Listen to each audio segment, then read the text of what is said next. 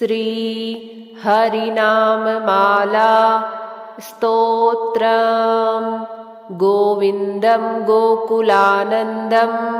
गोपालं गोपीवल्लभं गोवर्धनोद्धरं धीरं तं वन्दे गोमतीप्रियं। नारायणं निराकारं नरवीरं नरोत्तमं नृसिंहं नागनाथं च तं वन्दे नरकान्तकम्। पीताम्बरं पद्मनाभं पद्माक्षं पुरुषोत्तमं पवित्रं परमानन्दं तं वन्दे परमेश्वरं। राघवं रामचन्द्रं च रावणारिं रमापतिं राजीवलोचनं रामं तं वन्दे रघुनन्दनं। वामनं विश्वरूपं च वासुदेवं च विठ्ठलं विश्वेश्वरं विभुं व्यासं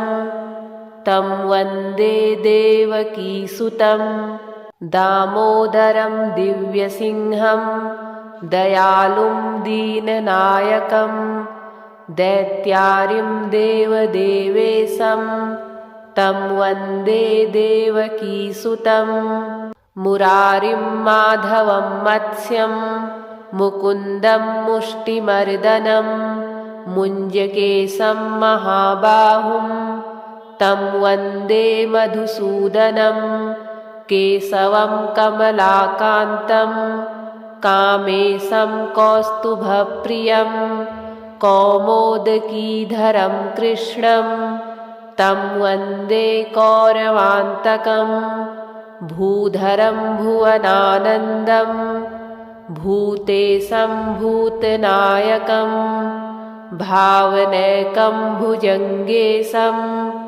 तं वन्दे भवनाशनं। जनार्दनं जगन्नाथं जगज्जाड्यविनाशकं जामदग्निं वरं ज्योतिस्तं वन्दे जलसायिनं। चतुर्भुजं चिदानन्दं चाणूरमल्लमर्दनं चराचरगतं देवं तं वन्दे चक्रपाणिनं। श्रियःकरं श्रियोनाथं श्रीधरं श्रीवरप्रदं श्रीवत्सलधरं सौम्यं तं वन्दे श्रीसुरेश्वरं। योगीश्वरं यज्ञपतिं यशोदानन्ददायकं यमुनाजलकल्लोलं तं वन्दे यदुनायकं। शालिग्रामशिलाशुद्धं शङ्खचक्रोपशोभितं सुरासुरसदासेव्यं तं वन्दे साधुवल्लभं। त्रिविक्रमं तपोमूर्तिं त्रिविधाघोघनाशनं त्रिस्थलं तीर्थराजेन्द्रं तं वन्दे तुलसीप्रियम्। अनन्तम् आदिपुरुषम् अच्युतं च वरप्रदम् आनन्दं च सदानन्दं तं वन्दे चाघनाशनं। लीलया धृतभूभारं लोकसत्त्वैकवन्दितं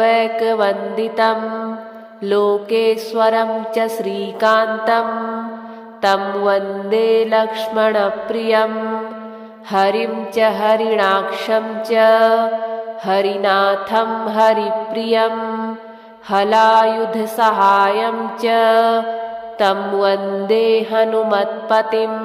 हरिनामकृता माला पवित्रा पापनाशिनी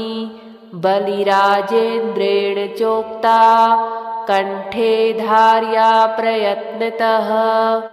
गोविन्दं गोकुलानन्दं गोपालं गोपीवल्लभं गोवर्धनोद्धरं धीरं तं वन्दे गोमतीप्रियं। नारायणं निराकारं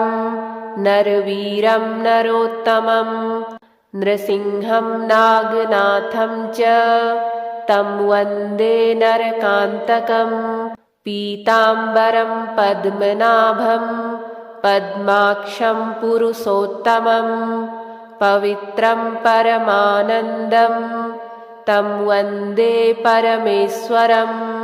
राघवं रामचन्द्रं च रावणारिं रमापतिं राजीवलोचनं रामं तं वन्दे रघुनन्दनं वामनं विश्वरूपं च वासुदेवं च विठ्ठलं विश्वेश्वरं विभुं व्यासं तं वन्दे देवकीसुतं दामोदरं दिव्यसिंहं दयालुं दीननायकं दैत्यारिं देवदेवेशं तं वन्दे देवकीसुतं मुरारिं माधवं मत्स्यं मुकुन्दं मुष्टिमर्दनं मुञ्जकेशं महाबाहुं तं वन्दे मधुसूदनं केशवं कमलाकान्तं कामेशं कौस्तुभप्रियं कौमोदकीधरं कृष्णं तं वन्दे कौरवान्तकं भूधरं भुवनानन्दं भूतेशं भूतनायकं भावनैकं भुजङ्गेशं तं वन्दे भवनाशनं जनार्दनं जगन्नाथं जगज्जाड्यविनाशकं जामदग्निं वरं ज्योतिस्तं वन्दे जलसायिनं चतुर्भुजं चिदानन्दं चाणूरमल्लमर्दनं चराचरगतं देवं तं वन्दे चक्रपाणिनं श्रियःकरं श्रियोनाथं श्रीधरं श्रीवरप्रदं श्रीवत्सलधरं सौम्यं तं वन्दे श्रीसुरेश्वरं योगीश्वरं यज्ञपतिं यशोदानन्ददायकं यमुनाजलकल्लोलं तं वन्दे यदुनायकं शालिग्रामशिलाशुद्धं शङ्खचक्रोपशोभितं सुरासुरसदासेव्यं तं वन्दे साधुवल्लभं त्रिविक्रमं तपोमूर्तिं त्रिविधाघोघनाशनं त्रिस्थलं तीर्थराजेन्द्रं तं वन्दे तुलसीप्रियम्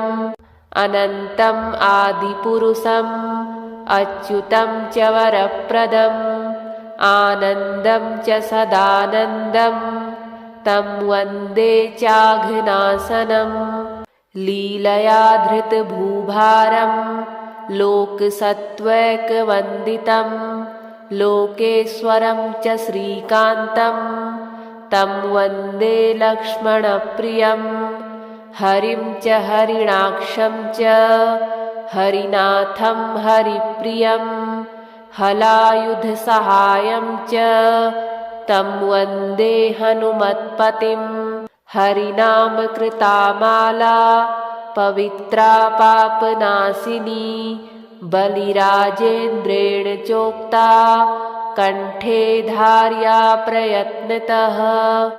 गोविन्दं गोकुलानन्दं गोपालं गोपीवल्लभं गोवर्धनोद्धरं धीरं तं वन्दे गोमतीप्रियं नारायणं निराकारं नरवीरं नरोत्तमं नृसिंहं नागनाथं च तं वन्दे नरकान्तकं पीताम्बरं पद्मनाभं पद्माक्षं पुरुषोत्तमं पवित्रं परमानन्दं तं वन्दे परमेश्वरं राघवं रामचन्द्रं च रावणारिं रमापतिं राजीवलोचनं रामं तं वन्दे रघुनन्दनं वामनं विश्वरूपं च वासुदेवं च विठ्ठलं विश्वेश्वरं विभुं व्यासं तं वन्दे देवकीसुतं दामोदरं दिव्यसिंहं दयालुं दीननायकं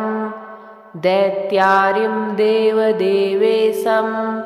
तं वन्दे देवकीसुतं मुरारिं माधवं मत्स्यं मुकुन्दं मुष्टिमर्दनं मुञ्जकेशं महाबाहुं तं वन्दे मधुसूदनं केशवं कमलाकान्तं कामेशं कौस्तुभप्रियं कौमोदकीधरं कृष्णं तं वन्दे कौरवान्तकं भूधरं भुवनानन्दं भूतेशं भूतनायकं भावनैकं भुजङ्गेशं तं वन्दे भवनाशनं जनार्दनं जगन्नाथं जगज्जाड्यविनाशकं जामदग्निं वरं ज्योतिस्तं वन्दे जलसायिनं चतुर्भुजं चिदानन्दं चाणूरमल्लमर्दनं चराचरगतं देवं तं वन्दे चक्रपाणिनं श्रियःकरं श्रियोनाथं श्रीधरं श्रीवरप्रदं श्रीवत्सलधरं सौम्यं तं वन्दे श्रीसुरेश्वरं योगीश्वरं यज्ञपतिं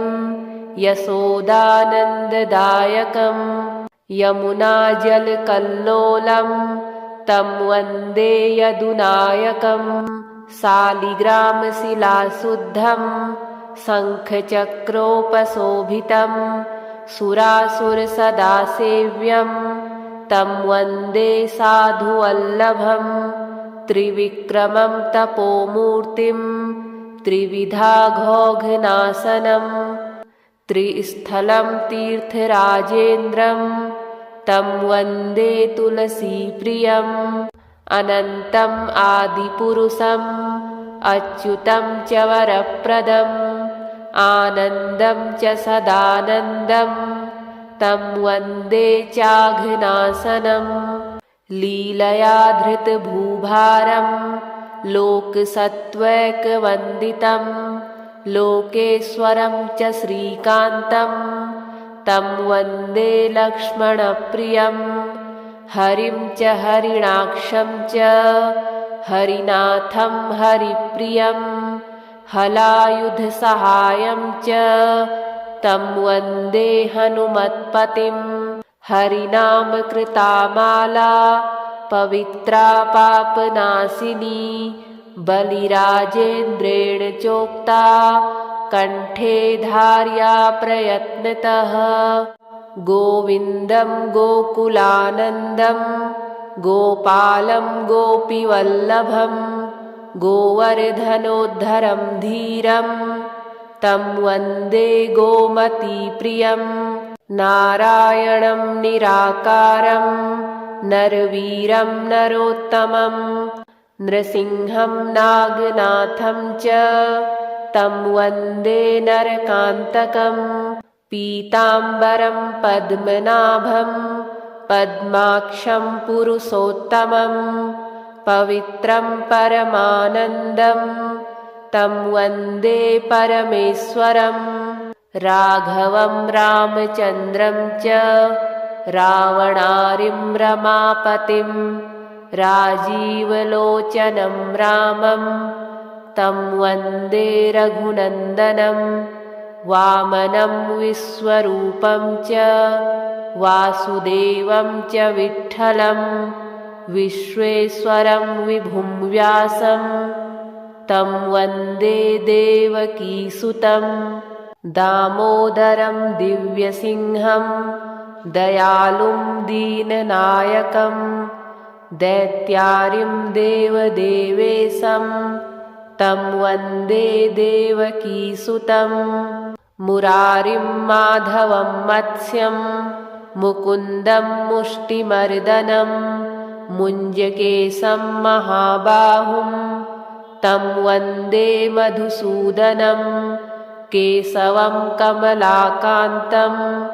कामेशं कौस्तुभप्रियं कौमोदकीधरं कृष्णं तं वन्दे कौरवान्तकं भूधरं भुवनानन्दं भूतेशं भूतनायकं भावनैकं भुजङ्गेशं तं वन्दे भवनासनं जनार्दनं जगन्नाथं जगज्जाड्यविनाशकं जामदग्निं वरं ज्योतिस्तं वन्दे जलसायिनं चतुर्भुजं चिदानन्दं चाणूरमल्लमर्दनं चराचरगतं देवं तं वन्दे चक्रपाणिनं श्रियःकरं श्रियोनाथं श्रीधरं श्रीवरप्रदं श्रीवत्सलधरं सौम्यं तं वन्दे श्रीसुरेश्वरं योगीश्वरं यज्ञपतिं यशोदानन्ददायकं यमुनाजलकल्लोलं तं वन्दे यदुनायकं शालिग्रामशिलाशुद्धं शङ्खचक्रोपशोभितं सुरासुरसदासेव्यं तं वन्दे साधुवल्लभं त्रिविक्रमं तपोमूर्तिं त्रिविधाघोघनाशनं त्रिस्थलं तीर्थराजेन्द्रं तं वन्दे तुलसीप्रियम् अनन्तम् आदिपुरुषम् अच्युतं च वरप्रदम् आनन्दं च सदानन्दं तं वन्दे चाघनाशनं लीलया धृतभूभारं लोकसत्त्वैकवन्दितं लोकेश्वरं च श्रीकान्तं तं वन्दे लक्ष्मणप्रियं हरिं च हरिणाक्षं च हरिनाथं हरिप्रियं हलायुधसहायं च तं वन्दे हनुमत्पतिं हरिनामकृता माला पवित्रा पापनाशिनी बलिराजेन्द्रेण चोक्ता कण्ठे धार्या प्रयत्नतः गोविन्दं गोकुलानन्दं गोपालं गोपीवल्लभं गोवर्धनोद्धरं धीरं तं वन्दे गोमतीप्रियं नारायणं निराकारं नरवीरं नरोत्तमं नृसिंहं नागनाथं च तं वन्दे नरकान्तकं पीताम्बरं पद्मनाभं पद्माक्षं पुरुषोत्तमं पवित्रं परमानन्दं तं वन्दे परमेश्वरं राघवं रामचन्द्रं च रावणारिं रमापतिं राजीवलोचनं रामं तं वन्दे रघुनन्दनं वामनं विश्वरूपं च वासुदेवं च विठ्ठलं विश्वेश्वरं विभुं व्यासं तं वन्दे देवकीसुतं दामोदरं दिव्यसिंहं दयालुं दीननायकं दैत्यारिं देवदेवेशं तं वन्दे देवकीसुतं मुरारिं माधवं मत्स्यं मुकुन्दं मुष्टिमर्दनं मुञ्जकेशं महाबाहुं तं वन्दे मधुसूदनं केशवं कमलाकान्तं कामेशं कौस्तुभप्रियं कौमोदकीधरं कृष्णं तं वन्दे कौरवान्तकं भूधरं भुवनानन्दं भूतेशं भूतनायकं भावनैकं भुजङ्गेशं तं वन्दे भवनाशनं जनार्दनं जगन्नाथं जगज्जाड्यविनाशकं जामदग्निं वरं ज्योतिस्तं वन्दे जलसायिनं चतुर्भुजं चिदानन्दं चाणूरमल्लमर्दनं चराचरगतं देवं तं वन्दे चक्रपाणिनं श्रियःकरं श्रियोनाथं श्रीधरं श्रीवरप्रदं श्रीवत्सलधरं सौम्यं तं वन्दे श्रीसुरेश्वरं योगीश्वरं यज्ञपतिं यशोदानन्ददायकं यमुनाजलकल्लोलं तं वन्दे यदुनायकं शालिग्रामशिलाशुद्धं शङ्खचक्रोपशोभितं सुरासुरसदासेव्यं तं वन्दे साधुवल्लभं त्रिविक्रमं तपोमूर्तिं त्रिविधाघोघनाशनं त्रिस्थलं तीर्थराजेन्द्रं तं वन्दे तुलसीप्रियम् अनन्तम् आदिपुरुषम् अच्युतं च वरप्रदम् आनन्दं च सदानन्दं तं वन्दे चाघनाशनं लीलया धृतभूभारं लोकसत्त्वैकवन्दितं लोकेश्वरं च श्रीकान्तं तं वन्दे लक्ष्मणप्रियं हरिं च हरिणाक्षं च हरिनाथं हरिप्रियं हलायुधसहायं च तं वन्दे हनुमत्पतिं हरिनामकृतामाला पवित्रा पापनाशिनी बलिराजेन्द्रेण चोक्ता कण्ठे धार्या प्रयत्नतः गोविन्दं गोकुलानन्दं गोपालं गोपीवल्लभं गोवर्धनोद्धरं धीरं तं वन्दे गोमतीप्रियं नारायणं निराकारं नरवीरं नरोत्तमं नृसिंहं नागनाथं च तं वन्दे नरकान्तकं पीताम्बरं पद्मनाभं पद्माक्षं पुरुषोत्तमं पवित्रं परमानन्दं तं वन्दे परमेश्वरं राघवं रामचन्द्रं च रावणारिं रमापतिं राजीवलोचनं रामं तं वन्दे रघुनन्दनं वामनं विश्वरूपं च वासुदेवं च विठ्ठलं विश्वेश्वरं विभुं व्यासं तं वन्दे देवकीसुतं दामोदरं दिव्यसिंहं दयालुं दीननायकं दैत्यारिं देवदेवेशं तं वन्दे देवकीसुतं मुरारिं माधवं मत्स्यं मुकुन्दं मुष्टिमर्दनं मुञ्जकेशं महाबाहुं तं वन्दे मधुसूदनं केशवं कमलाकान्तं कामेशं कौस्तुभप्रियं कौमोदकीधरं कृष्णं तं वन्दे कौरवान्तकं भूधरं भुवनानन्दं भूतेशं भूतनायकं भावनैकं भुजङ्गेशं तं वन्दे भवनाशनं जनार्दनं जगन्नाथं जगज्जाड्यविनाशकं जामदग्निं वरं ज्योतिस्तं वन्दे जलसायिनं चतुर्भुजं चिदानन्दं चाणूरमल्लमर्दनं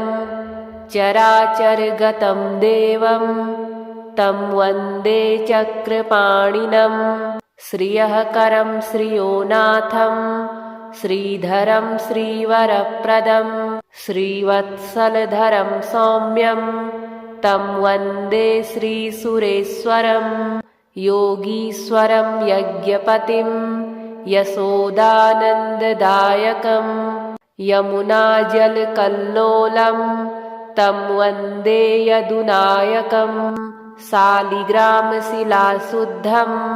शङ्खचक्रोपशोभितं सुरासुरसदासेव्यं तं वन्दे साधुवल्लभं त्रिविक्रमं तपोमूर्तिं त्रिविधाघोघनाशनं त्रिस्थलं तीर्थराजेन्द्रं तं वन्दे तुलसीप्रियम् अनन्तम् आदिपुरुषम् अच्युतं च वरप्रदम् आनन्दं च सदानन्दं तं वन्दे चाघनाशनं लीलया धृतभूभारं लोकसत्त्वैकवन्दितं लोकेश्वरं च श्रीकान्तं तं वन्दे लक्ष्मणप्रियं हरिं च हरिणाक्षं च हरिनाथं हरिप्रियं हलायुधसहायं च तं वन्दे हनुमत्पतिं हरिनामकृता माला पवित्रा पापनाशिनी बलिराजेन्द्रेण चोक्ता कण्ठे धार्या प्रयत्नतः गोविन्दं गोकुलानन्दं गोपालं गोपीवल्लभं गोवर्धनोद्धरं धीरं तं वन्दे गोमतीप्रियं नारायणं निराकारं नरवीरं नरोत्तमं नृसिंहं नागनाथं च तं वन्दे नरकान्तकं पीताम्बरं पद्मनाभं पद्माक्षं पुरुषोत्तमं पवित्रं परमानन्दं तं वन्दे परमेश्वरं राघवं रामचन्द्रं च रावणारिं रमापतिं राजीवलोचनं रामं तं वन्दे रघुनन्दनं वामनं विश्वरूपं च वासुदेवं च विठ्ठलं विश्वेश्वरं विभुं व्यासं तं वन्दे देवकीसुतं दामोदरं दिव्यसिंहं दयालुं दीननायकं दैत्यारिं देवदेवेशं तं वन्दे देवकीसुतं मुरारिं माधवं मत्स्यं मुकुन्दं मुष्टिमर्दनं मुञ्जकेशं महाबाहुं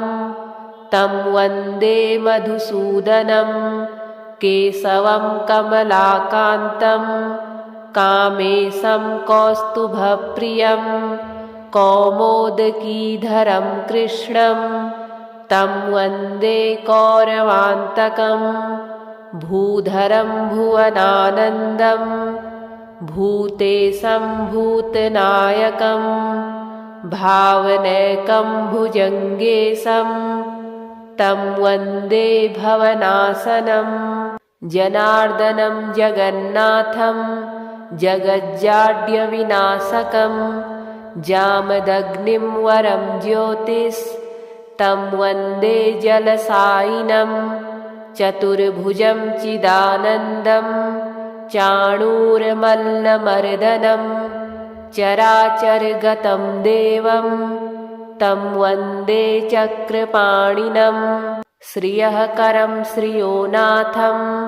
श्रीधरं श्रीवरप्रदं श्रीवत्सलधरं सौम्यं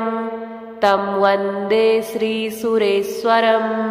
योगीश्वरं यज्ञपतिं यशोदानन्ददायकं यमुनाजलकल्लोलं तं वन्दे यदुनायकम् सालिग्रामशिलाशुद्धं शङ्खचक्रोपशोभितं सुरासुरसदा सेव्यं तं वन्दे साधुवल्लभं त्रिविक्रमं तपोमूर्तिं त्रिविधाघोघनाशनं त्रिस्थलं तीर्थराजेन्द्रं तं वन्दे तुलसीप्रियम् अनन्तम् आदिपुरुषम् अच्युतं च वरप्रदम् आनन्दं च सदानन्दं तं वन्दे चाघनाशनं लीलया धृतभूभारं लोकसत्त्वैकवन्दितं लोकेश्वरं च श्रीकान्तं तं वन्दे लक्ष्मणप्रियं हरिं च हरिणाक्षं च हरिनाथं हरिप्रियं हलायुधसहायं च तं वन्दे हनुमत्पतिं हरिनामकृता माला पवित्रा पापनाशिनी बलिराजेन्द्रेण चोक्ता कण्ठे धार्या प्रयत्नतः गोविन्दं गोकुलानन्दं गोपालं गोपीवल्लभं गोवर्धनोद्धरं धीरं तं वन्दे गोमतीप्रियं नारायणं निराकारं नरवीरं नरोत्तमं नृसिंहं नागनाथं च तं वन्दे नरकान्तकं पीताम्बरं पद्मनाभं पद्माक्षं पुरुषोत्तमं पवित्रं परमानन्दं तं वन्दे परमेश्वरं राघवं रामचन्द्रं च रावणारिं रमापतिं राजीवलोचनं रामं तं वन्दे रघुनन्दनं वामनं विश्वरूपं च वासुदेवं च विठ्ठलं विश्वेश्वरं विभुं व्यासं तं वन्दे देवकीसुतं दामोदरं दिव्यसिंहं दयालुं दीननायकं दैत्यारिं देवदेवेशं तं वन्दे देवकीसुतं मुरारिं माधवं मत्स्यं मुकुन्दं मुष्टिमर्दनं मुञ्जकेशं महाबाहुं तं वन्दे मधुसूदनं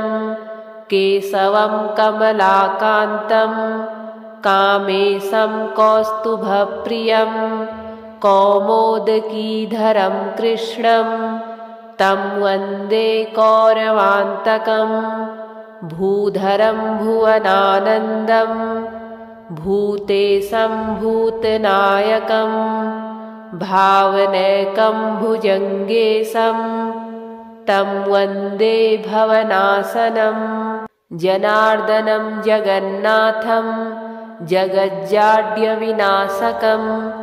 जामदग्निं वरं ज्योतिस्तं वन्दे जलसायिनं चतुर्भुजं चिदानन्दं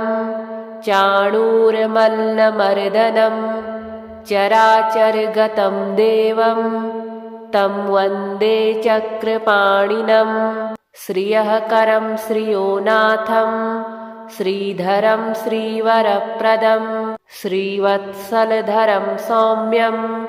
तं वन्दे श्रीसुरेश्वरं योगीश्वरं यज्ञपतिं यशोदानन्ददायकं यमुनाजलकल्लोलं तं वन्दे यदुनायकं शालिग्रामशिलाशुद्धं शङ्खचक्रोपशोभितं सुरासुरसदा सेव्यं तं वन्दे साधुवल्लभं त्रिविक्रमं तपोमूर्तिं त्रिविधाघोघनाशनं त्रिस्थलं तीर्थराजेन्द्रं तं वन्दे तुलसीप्रियम् अनन्तम् आदिपुरुषम् अच्युतं च वरप्रदम् आनन्दं च सदानन्दं तं वन्दे चाघ्नासनं लीलया धृतभूभारं लोकसत्त्वैकवन्दितं लोकेश्वरं च श्रीकान्तं तं वन्दे लक्ष्मणप्रियं हरिं च हरिणाक्षं च हरिनाथं हरिप्रियं हलायुधसहायं च तं वन्दे हनुमत्पतिं हरिनामकृता माला पवित्रा पापनाशिनी बलिराजेन्द्रेण चोक्ता कण्ठे धार्या प्रयत्नतः गोविन्दं गोकुलानन्दं गोपालं गोपीवल्लभं गोवर्धनोद्धरं धीरं तं वन्दे गोमतीप्रियं नारायणं निराकारं नरवीरं नरोत्तमं नृसिंहं नागनाथं च तं वन्दे नरकान्तकं पीताम्बरं पद्मनाभं पद्माक्षं पुरुषोत्तमं पवित्रं परमानन्दं तं वन्दे परमेश्वरं राघवं रामचन्द्रं च रावणारिं रमापतिं राजीवलोचनं रामं तं वन्दे रघुनन्दनं वामनं विश्वरूपं च वासुदेवं च विठ्ठलं विश्वेश्वरं विभुं व्यासं तं वन्दे देवकीसुतं दामोदरं दिव्यसिंहं दयालुं दीननायकं दैत्यारिं देवदेवेशं तं वन्दे देवकीसुतं मुरारिं माधवं मत्स्यं मुकुन्दं मुष्टिमर्दनं मुञ्जकेशं महाबाहुं तं वन्दे मधुसूदनं केशवं कमलाकान्तं कामेशं कौस्तुभप्रियं कौमोदकीधरं कृष्णं तं वन्दे कौरवान्तकं भूधरं भुवनानन्दं भूतेशं भूतनायकं भावनैकं भुजङ्गेशं तं वन्दे भवनाशनं जनार्दनं जगन्नाथं जगज्जाड्यविनाशकं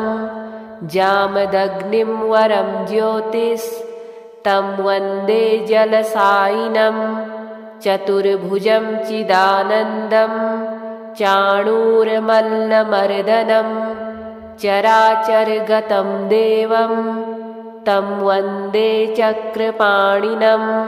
श्रियःकरं श्रियोनाथं श्रीधरं श्रीवरप्रदं श्रीवत्सलधरं सौम्यं तं वन्दे श्रीसुरेश्वरं योगीश्वरं यज्ञपतिं यशोदानन्ददायकं यमुनाजलकल्लोलं तं वन्दे यदुनायकं शालिग्रामशिलाशुद्धं शङ्खचक्रोपशोभितं सुरासुरसदासेव्यं तं वन्दे साधुवल्लभं त्रिविक्रमं तपोमूर्तिं त्रिविधाघोघनाशनं त्रिस्थलं तीर्थराजेन्द्रं तं वन्दे तुलसीप्रियम् अनन्तम् आदिपुरुषम् अच्युतं च वरप्रदम् आनन्दं च सदानन्दं तं वन्दे चाघ्नासनं लीलया धृतभूभारं लोकसत्त्वैकवन्दितं लोकेश्वरं च श्रीकान्तं तं वन्दे लक्ष्मणप्रियं हरिं च हरिणाक्षं च हरिनाथं हरिप्रियं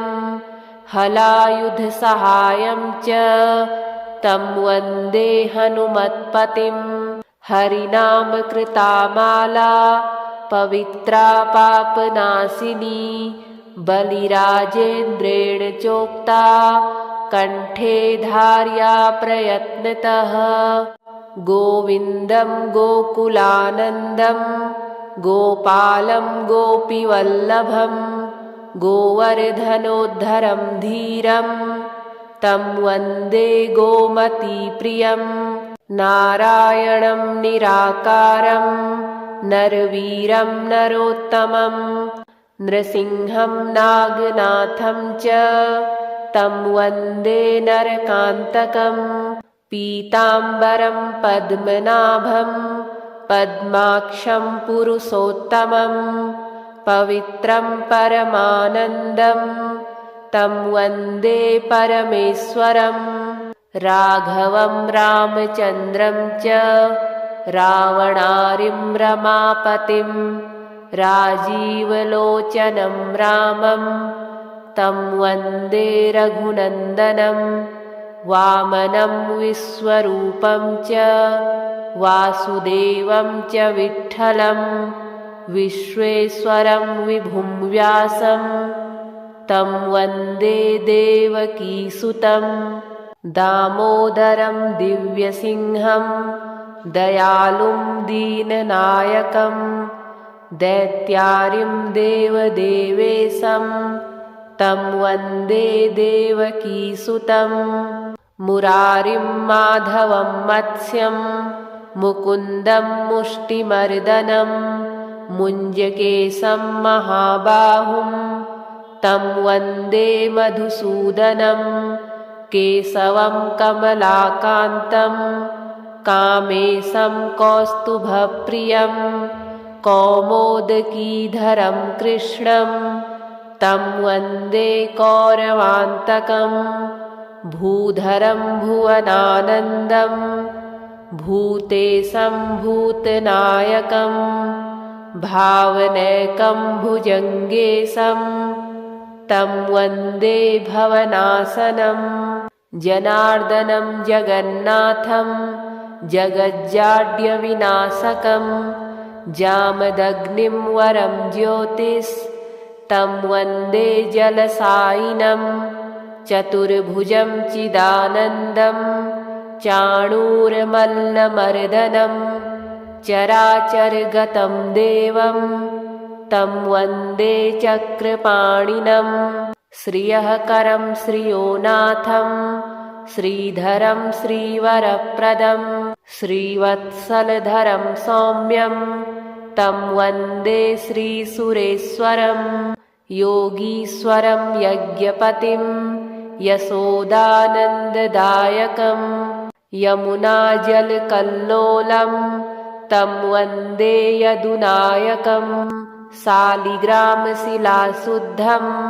शङ्खचक्रोपशोभितं